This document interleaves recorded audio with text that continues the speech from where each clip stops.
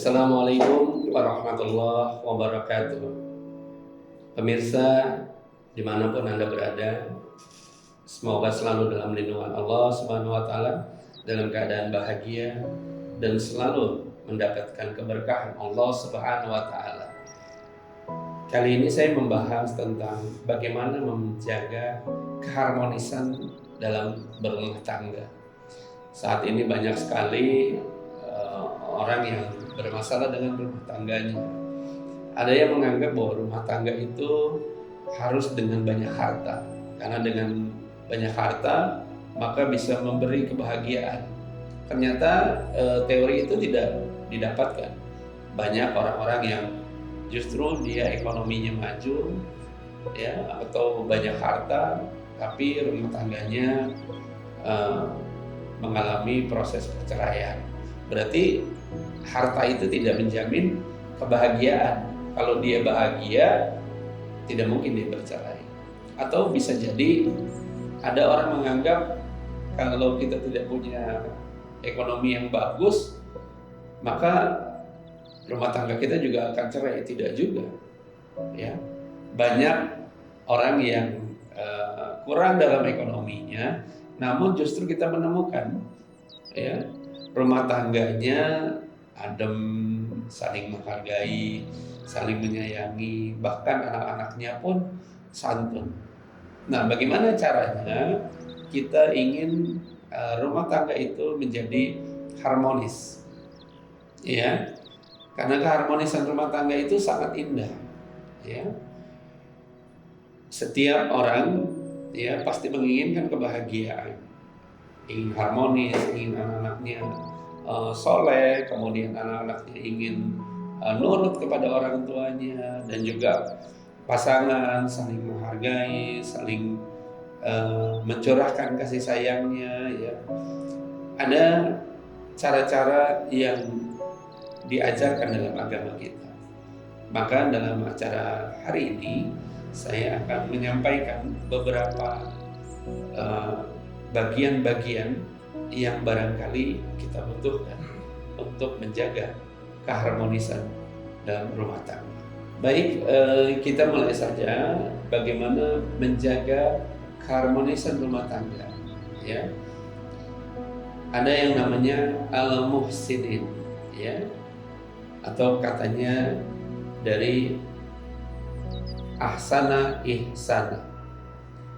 Rasulullah SAW dalam hadis riwayat Imam Muslim dikatakan bahwa engkau menyembah Allah seakan-akan melihatnya, dan bila tidak tercapai maka yakinlah bahwa dia melihatmu.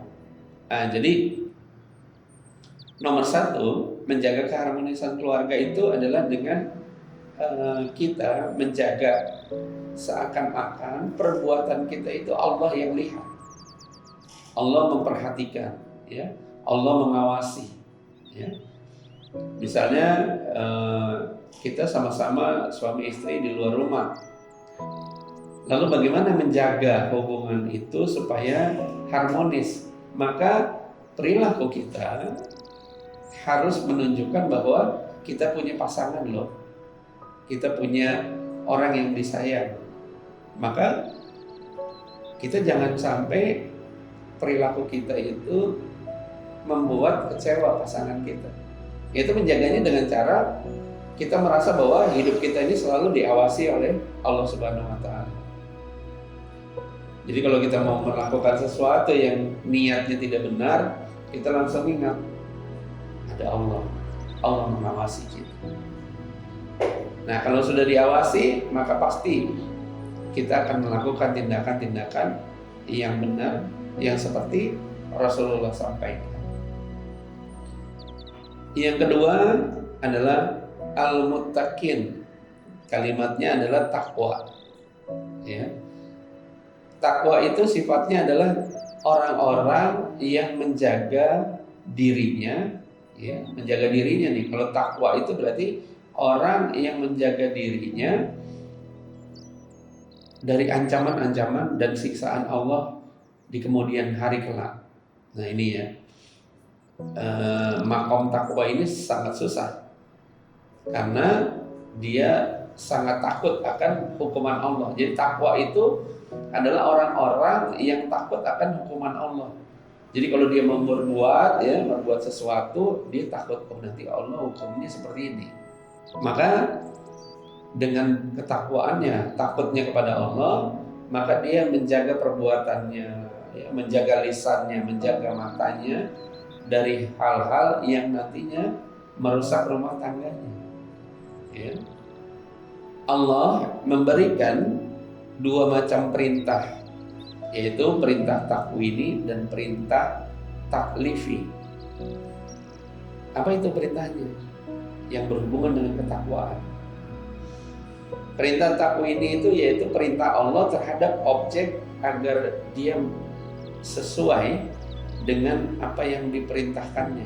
Jadi sesuatu pernyataan yang harus dijalankan sesuai dengan koridornya.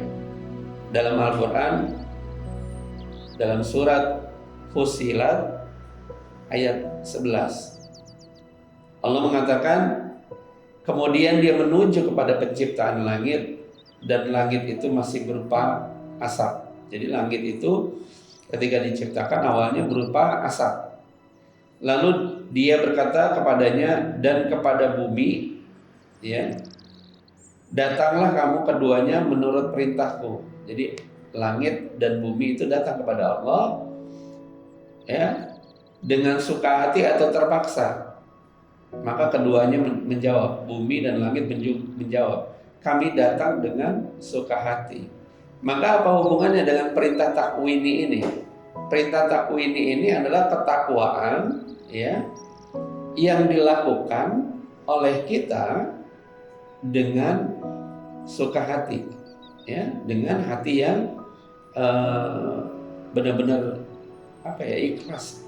Jadi kalau rumah tangga itu kita menghargainya, menjaga pribadinya, menjaga kehormatannya itu dengan sukacita. Jangan ada rumah tangga yang dilakukan itu dengan terpaksa.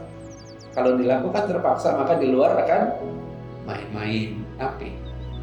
Ya, kelihatannya di rumah suaminya soleh, tapi kalau di luar suaminya bisa kemana-mana.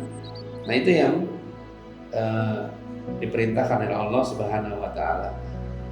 Lalu yang kedua adalah perintah taklifi, yaitu perintah Allah terhadap makhluk, ya, perintah Allah langsung terhadap makhluk yang dibebani tugas keagamaan. Nah, tugas keagamaan ini berlaku untuk manusia maupun jin. Misalnya adalah perintah-perintah yang melakukan ibadah, ya, itu menjadi keharusan, ya, menjaga keharmonisan itu bisa dengan cara melakukan di rumah, ya, sholat berjamaah, ngaji bersama istri dan anak-anak, lalu bersama-sama nih mengumpulkan rezeki setiap bulan, lalu kemudian mensedekahkan. Itu bagian dari menjaga keharmonisan. Supaya apa? Supaya Allah menjadikan kun fayakun, jadi ketakwaan itu berada di lingkungan keluarga. Nah, karena kita saling menjaga, ya, suami menjaga istri, istri menjaga suami, maka saling mengingatkan dalam ibadah. Ya, tidak ada yang suaminya rajin ibadah, istrinya rajin ke mall, ya, atau rajin jalan-jalan, nggak ada. Pasti istrinya akan juga rajin ibadah, atau sebaliknya, istrinya rajin ngaji, suaminya rajin tahajud, maka akan terjadi harmoni, ya, keselarasan, gelombang frekuensi yang sama antara suami dan istri. Jadi kedua-duanya akan saling nyambung, keimanannya akan saling bersamaan. Nah, ini di antara menjaga keharmonisan dalam rumah tangga. Maka dalam surat At-Taghabun ayat 16 Allah menerangkan, maka bertakwalah kamu kepada Allah menurut kesanggupanmu, ya. Dan dengarkanlah dan taatlah dan nafkahkanlah nafkah yang baik untuk dirimu. Barang siapa yang dipelihara dari kekikiran dirinya, maka mereka itulah orang-orang yang beruntung. Jadi Allah menerangkan, kalau ingin rumah tangganya beruntung, pribadi masing-masing beruntung, maka Allah mengatakan bertakwalah menurut kesanggupan diri kita. Jadi takwa kita itu bertahap, ya, dibangun dengan cara bertahap. Nggak bisa langsung takwa seperti orang-orang soleh, pelan-pelan saja, tapi bersamaan. Nah, kalau bersamaan itu maka akan saling mengingatkan, akan timbul rasa kasih sayang yang hebat, ya, akan merasa saling memiliki, ya, lalu berumah tangga. Karena apa? Karena menyempurnakan ibadah kepada Allah. Karena rumah tangga itu adalah ibadah yang paling lama di hadapan Allah Subhanahu wa Ta'ala. Jangan sampai kita sering lihat nih, ya, istrinya rajin ke majelis taklim, suaminya diajak ngaji ke masjid malas, ya, alasannya banyak gitu, ya. Makanya tidak terjadi harmoni. Yang harmoninya itu cuman apa? Suaminya akhirnya merasa bahwa kan saya udah kasih kamu harta, kan kamu sudah saya cukupi nafkahnya. Maka akhirnya gelombang persamaan hati dan hatinya tidak terjalin. Nah, ini yang kita semua harus introspeksi lagi. Apakah harta kita ini membuat diri kita bahagia? Apakah harta kita itu, ya, membuat anak-anak kita itu nyaman? Ada loh, bapaknya kerja kemana-mana gitu, ya, anaknya nggak nyaman kalau bapaknya ada di rumah. Tapi anaknya akan enjoy kalau bapaknya nggak ada di rumah.